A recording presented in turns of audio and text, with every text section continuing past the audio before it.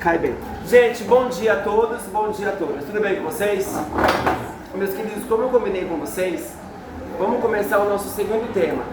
E esse tema, obviamente, ele está ligado ali às transformações geradas pela Revolução Industrial. Meus queridos, nós sabemos que a Revolução Industrial, ela mudou a forma de produção. Mas ela só mudou isso no mundo? Não. Ela vai mudar o que também? A relação entre os países, os padrões de consumo, as relações entre as pessoas e, fundamentalmente, a relação entre o ser humano e o trabalho. Tudo bem até aqui, gente? Então percebam que a Revolução Industrial não foi só uma revolução econômica. Ela foi uma revolução política, porque ela mudou a correlação de forças entre países, e foi também uma revolução social, porque mudou as formas de organização social. Tudo bem até aqui, gente? Nós somos seres individuais, mas nós também somos seres sociais. Meus amigos, não existe, por mais rico que você seja, não existe um único ser humano que possa falar assim: olha, eu não dependo de ninguém, eu me basto. Por mais rico que você seja, meus amigos, o tênis que eu estou usando, eu comprei, eu sei disso, mas foi eu que fabriquei ele. Eu não sei fazer um tênis. A comida que eu cozinho, e eu cozinho bem, diga-se de passagem, eu moro sozinho, até que eu mando bem na comida. É eu que plantei? Foi eu que criei os animais da carne que eu como? Não. Então percebam, todos nós, em alguma medida, nós dependemos do esforço e da sabedoria e da mão de obra de alguém. Então nós somos seres que vivemos o quê? Em sociedades. Meus amigos, vida em sociedade existe desde os primórdios. Mas eu pergunto para vocês, toda sociedade ao longo da história, ela era essencialmente igual? Era igual, gente? Toda a sociedade vivia da mesma maneira, com os mesmos padrões? Você tinha até alguns problemas comuns, mas cada sociedade resolvia isso de quê? De maneira diferente. Você tinha religiões diferentes, você tinha modos de subsistência diferentes, correto? O que a Revolução Industrial ela trouxe? Uma certa uniformização. Uma sociedade industrial com algumas diferenças, elas são muito parecidas. Os padrões de consumo são muito parecidos. Por exemplo, aqui nessa sala de aula no Brasil, periferia do capitalismo, eu estou vendo uma pessoa com uma camiseta de uma banda norte-americana. Tá ali, ó. Tá ali. Essa banda podia ser uma jovem indiana, usando a camiseta do Kiss, uma jovem paraguaia. Aí talvez a camiseta seja falsa. Oh, meu Deus do céu, desculpa. Mas a Revolução Industrial, o que ela trouxe? Uma certa uniformização das sociedades. Deu para entender? Isso, claro, tem aspectos bons, mas também tem aspectos preocupantes. Alguma dúvida em relação a isso? Então, o que a Revolução Industrial vai trazer? Uma nova configuração de sociedade. Que nome nós damos a essa sociedade? Sociedade industrial. Alguma dúvida em relação a isso? Entretanto, meus amigos, eu queria discutir um outro aspecto, o aspecto do tempo. Meus amigos, entendam uma coisa. Se a vida humana, ela fosse um quadro em branco, não como esse, tá meio manchadinho, mas se fosse um quadro em branco, e nós viver seria desenhar alguma coisa, o que seria esse quadro branco? Sobre o que nós desenhamos a nossa vida? Tempo. Tempo. Se não fosse o tempo, não haveria amor, não haveria memória, não haveria esperança, não haveria nada. Nós vivemos em cima do tempo, correto? Por isso que a história é a disciplina que estuda o quê? O ser humano no tempo. Mas eu pergunto para vocês, os seres humanos, eles experimentam o tempo da mesma maneira? O tempo todo? Eu vou dar um exemplo besta para você, começa. Bianca, né? Bianca, qual é o tempo que é mais breve, mais corrido, curto para você? Aquele em que você está num sábado à tarde na cadeira de um dentista e ele futucando a sua boca com toda a fúria que ele tem dentro da sua boca, ou um sábado gostoso no colo do amado? Qual é o sábado que passa mais rápido? Vocês concordam? Nós percebemos o tempo de maneira diferente. Normalmente, se você está vivenciando uma experiência prazerosa, mano, o tempo, pá! Você tá dando maior trampo, velho! Da meia-noite, vamos dar 9 da manhã, filho. O tempo, ele não para. Quem carrega uma massa, bate uma parede, sabe o que eu estou falando, o tempo ele não passa. Deu para entender? Se é assim na minha vida pessoal, vida cotidiana, vamos pensar em história de humanidade. Meus amigos, a humanidade sempre lidou da mesma maneira com o tempo? Não. Mas a humanidade sempre valorizou muito o tempo, meus amigos. Pra vocês terem noção, na antiguidade alguns povos diziam que o tempo era um deus, Cronos. Cronos era o deus do tempo. Até hoje nós usamos a palavra cronológico, tem a ver com Deus Cronos, é o Deus do tempo, correto? Como é que os povos da antiguidade se relacionavam com o tempo?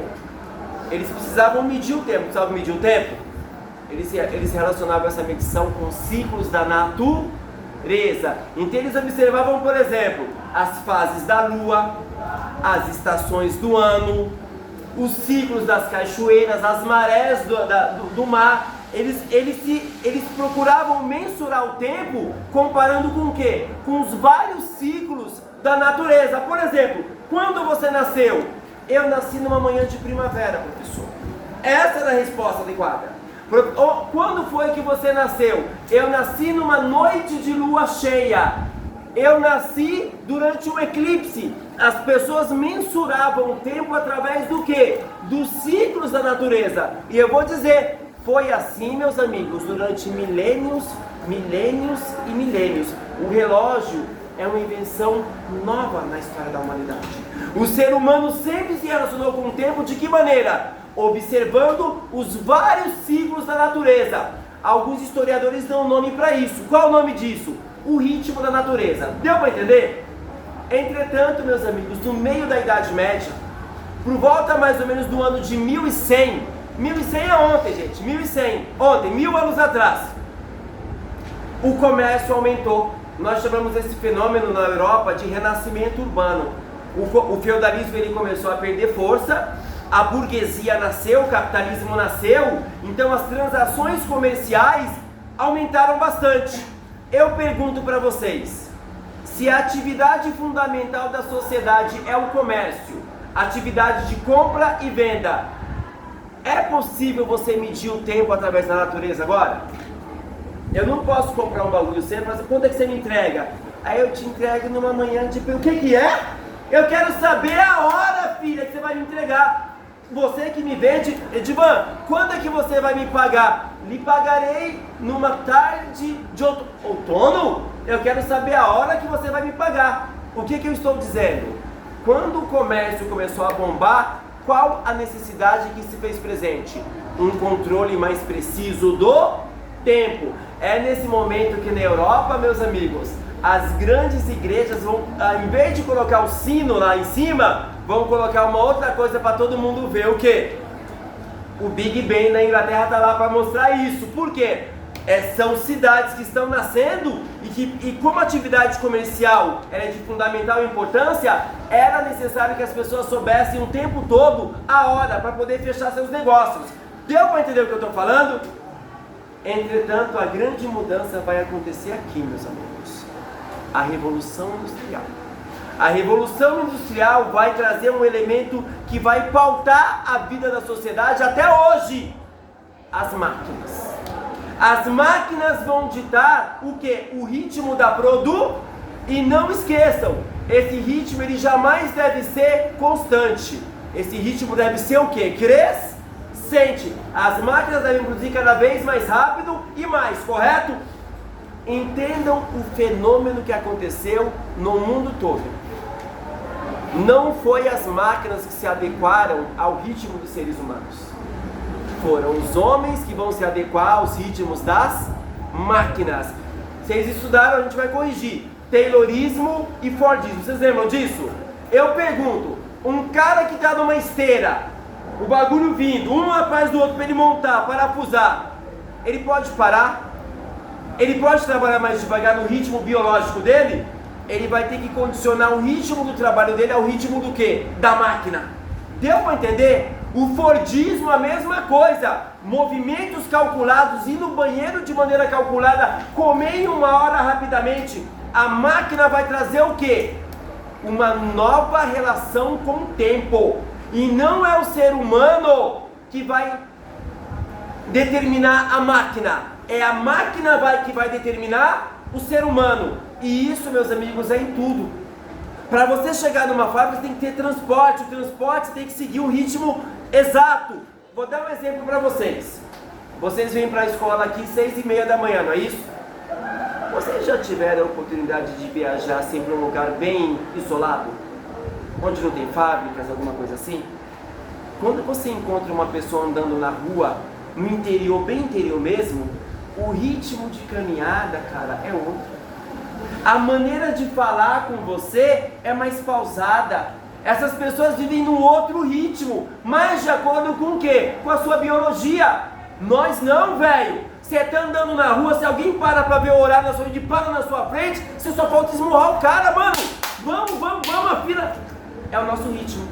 Até a nossa expressão na rua, ela muda. É uma expressão mais séria. A gente não tem o hábito de olhar a estrela, de olhar o nascer do dia, não, velho. É o ponto, é a empresa, é o ritmo da fábrica. Então percebam vocês que a Revolução Industrial, ela não apenas mudou a produção, ela vai mudar a sociedade e o tempo em que a gente vive, a nossa relação com o tempo. Alguma dúvida sobre o que eu estou falando? Alguma dúvida? Mas e as relações de trabalho, como é que fica? Falando em trabalho, eu não deveria, mas eu vou dar uma viajadinha. Tudo bem, posso fazer isso? O ser humano, meus amigos, ele sempre trabalhou. Quando os primeiros seres humanos, lá no período pré-escrita ou pré-história, como era chamado, quando o primeiro ser humano, ele pegou uma pedra e rasgou um pedaço de carne com a pedra e comeu, aquele fato de pegar a pedra já é o trabalho. O que é o trabalho, meus amigos? É a nossa aptidão de transformar a natureza a nosso o nome disso é trabalho, correto? Isso é o correto. Mas vocês sabem que, por exemplo, a tradição cristã, tem que falar sobre isso, a tradição cristã tem uma outra percepção da palavra trabalho. Não sei se vocês sabem disso, a própria palavra trabalho, ela vem da palavra latina tripalho. O tripalho, trabalho e tripalho. A palavra trabalho vem de tripalho. O tripalho era um instrumento de tortura da antiguidade. Não sei se vocês sabem disso. Então, você vê que o pessoal nunca gostou muito da palavra trabalho, né, filha? Né? Não sei se vocês sabem disso, na Grécia Antiga, que é o berço do pensamento ocidental, o ócio, o não trabalhar, era um valor. Filósofos como Platão, Aristóteles, esses caras não trabalhavam. Eles acreditavam que o trabalho era um trabalho naturalmente de escravizados. Um cidadão, um ser humano de verdade, pleno, ele não trabalhava. Ele ficava o quê? Vivenciando as suas potencialidades filosóficas, refletindo sobre o mundo. Que é filosofia? O Ari para vocês? Não tem filosofia? Isso é tragédia, o terceiro ano não tem filosofia. Isso é tragédia. A gente vai falar sobre isso daqui a pouco. Vamos falar sobre a ausência da filosofia daqui a pouquinho, que eu tenho que falar um bagulho ali. Vamos falar. Mas se o Ari fosse professor de vocês me ouvissem falar isso, vai ter que falar. A filosofia nasceu do ócio. Tudo bem, senhores? Posso continuar? Na tradição cristã, o que acontece? Não existiu trabalho nos primórdios. Quando Adão e Eva foram criados, segundo a tradição bíblica, Deus colocou eles no paraíso. Lá, o trabalho não existia, a comida era farta, eles viviam de boa e não morreriam nunca.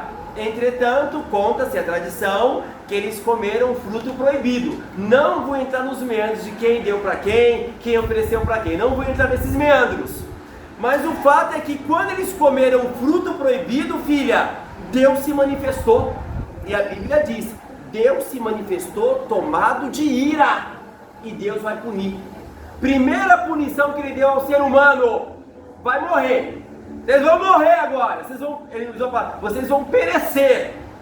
Segunda punição, é essa que eu queria falar com vocês. Vocês vão ganhar a vida com o suor do seu. Percebam que na percepção cristã, o trabalho ele é introduzido na história como um castigo de Deus. Vocês conseguem entender o que eu estou falando? Eu só queria dar essa viajada, posso continuar? Mas nós sabemos que o ser humano ele sempre trabalhou, correto? Como é que ficou a relação de trabalho com a Revolução Industrial? Você já tem elementos para responder isso. A pior possível, a pior. Trabalhava-se 16 a 19 horas por dia. Fábricas sujas, escuras. Não havia nenhum tipo de direito trabalhista. Lembrem que no passado o trabalhador ele era um camponês, ele era um pastor que trabalhava ao ar livre, ou ele era um artesão que ele trabalhava na sua própria casa. Agora, onde está o proletariado dos trabalhadores das fábricas? Em locais sujos, escuros, abafados, morrendo. As condições de vida dessa galera, mano, ganhava pouco, trabalhava muito, cortiço. Cortiço para todo mundo, um banheiro para 30 famílias, esgoto a céu aberto, diarreia pegando para todo lado, cólera para todo lado, as doenças matando as pessoas. Era essa a condição de trabalho da Revolução Industrial. Alguma dúvida? A sociedade industrial, gente, é preciso que vocês entendam. Ela gerou riqueza. Riqueza jamais vista, mas riqueza para o bolso de poucas pessoas. Quem ganhou dinheiro com a Revolução Industrial? A burguesia industrial, obviamente, os banqueiros que se uniram aos grandes empresários e os governos que angariavam em forma de comércio e imposto. Tudo bem, mas e a massa de trabalhadores que dava vida às fábricas? Mano, as fábricas eram uma máquina de moer seres humanos. Alguma dúvida? E aqui um outro raciocínio que eu faço questão de fazer com vocês. A desigualdade social, ela foi amplificada, mas ela não foi criada pela Revolução Industrial. Se você pegar, por exemplo, na Idade Média, os 1000 anos da Idade Média, a sociedade medieval era uma sociedade justa? Ela era muito cristã, mas ela não era justa. Na Idade Média você tinha o clero, que era a igreja, você tinha a nobreza, que tinham as terras e eram guerreiros, mas 80% da população da Europa medieval eram servos. Pessoas que trabalhavam de sol a sol até a morte, para sustentar o luxo da igreja e sustentar o luxo dos senhores feudais. Tudo bem até aqui? Havia desigualdade.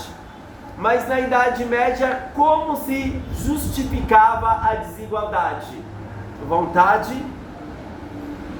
A vontade de Deus. Se você era um pobre, miserável, lascado, servo, você está nessa condição por quê? Porque assim Deus determinou. E aí eu pergunto para vocês, se você é um pobre, miserável, que trabalha pra caramba, mas você acredita que a sua condição foi determinada por Deus, existe espaço para revolta? Existe espaço para lutar contra? Quem é você para lutar contra algo que Deus determinou? Deu para entender o que eu estou explicando para vocês? Então a desigualdade social, a posição social das pessoas na Idade Média era justificada pelo quê? Pela percepção ou pela vontade de Deus, portanto inquestionável. Até porque se você questionasse muito naquele período, uma bela fogueira estava te esperando numa praça pública. Então não tinha muito espaço para contestação. Deu para entender o que eu estou falando, gente? O mundo mudou. É o mundo pós-iluminismo, é o mundo da Revolução Industrial. Deus, acreditamos em Deus, mas agora a justificativa da desigualdade não pode ser mais o que? Religir. Com o iluminismo o ser humano percebe, meus amigos, que a sociedade não é uma determinação de Deus, era uma determinação do quê? Das relações humanas construídas historicamente, correto? Qual era a nova justificativa para a pobreza e para a desigualdade social? A mesma que existe até hoje. Se na Idade Média a miséria era justificada pela vontade de Deus, qual seria hoje, com a Revolução Industrial, a nova justificativa? A gente vê isso muito... Não, isso é o efeito, mas por que isso acontece? A justificativa, ela é tão poderosa quanto a religião. Ela é tão inquestionável quanto a religião. Sabe qual que é a nova justificativa hoje? Se você é pobre, se você não tem oportunidade, se você não conseguiu nada na sua vida, é porque você não se esforçou como deveria, porque você não acordou cedo como deveria, porque você não estudou como deveria. Em outras palavras, a nova religião tem nome: a meritocracia. Agora você... E o pobre, ele se culpa pela própria pobreza. Eu não consegui porque a culpa é minha. Hoje em dia você tem milhares de cursos de coaching que ensinam exatamente isso para você. Já viram aqueles posts no Facebook?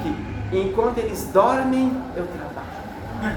Enquanto eles viajam, eu acordo cedo, porque eu vou conquistar o mundo. Gente, a valorização do trabalho é positivo sim, cara. Você valorizar o mérito de uma pessoa, é claro que é positivo, mas você tentar justificar a desigualdade social de um país como o nosso através disso, tem que ser muito desonesto. Mas tem que ser muito desonesto. Deu para entender o que eu estou falando? Então percebemos que se a religião não cumpre mais esse papel, o mercado, ele te dá uma justificativa tão forte contra a própria religião. Tão forte. Deu para entender o que eu estou falando, senhores? Alguma dúvida? Então percebam que a sociedade industrial é uma sociedade absolutamente desigual. Alguma dúvida, senhores? Meus amigos, mas para que essa desigualdade ela se materializasse, as pessoas tinham que acreditar que ali tem algum tipo de justiça. Senão você não aceita um bagulho desse. O que a sociedade industrial percebeu? Nós precisamos criar entre os trabalhadores algo que nós vamos chamar de quê? Disciplina. Deixa eu ler esse bagulho aí. Eu quero ler. Traz aqui. Traz aqui. Eu quero ler o que você escreveu aqui. Vai, traz aqui. Escreveu? Deixa eu dar a pausa aqui.